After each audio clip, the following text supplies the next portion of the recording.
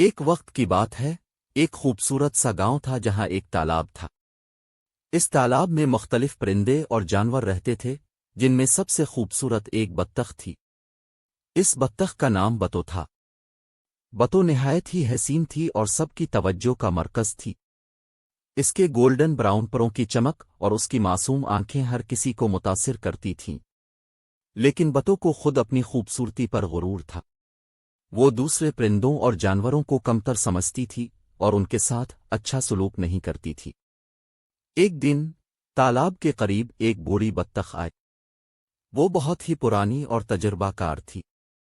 اس کا نام حکیمہ تھا۔ حکیمہ نے تالاب کے جانوروں کو دیکھ کر مسکراتے ہوئے کہا، اے بچوں، خوبصورتی ایک عارضی چیز ہے، اصل خوبصورتی دل کی ہوتی ہے۔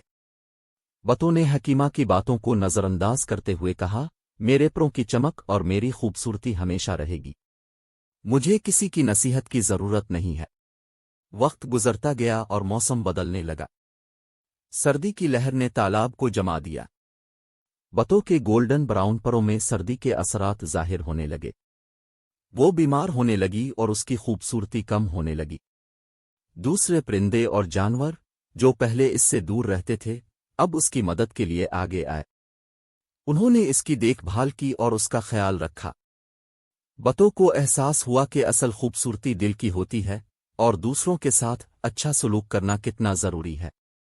جب بہار آئی، بتو دوبارہ صحت مند ہو گئی۔ اس کے پر دوبارہ چمکنے لگے، لیکن اس بار اس کے دل میں بھی ایک نئی چمک تھی۔ اس نے اپنے رویے میں تبدیلی لائی اور سب کے ساتھ محبت اور احترام سے پیش آنے لگی۔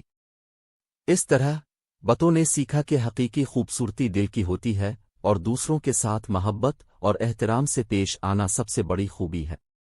اس نے اپنی زندگی میں اس سبق کو اپنا لیا اور سب کے دلوں میں اپنی جگہ بنا لی۔ اور یوں ایک بطخ کی کہانی نے ہمیں سکھایا کہ خوبصورتی کی حقیقت دل کی ہوتی ہے، نہ کہ صرف ظاہری شکل و صورت میں۔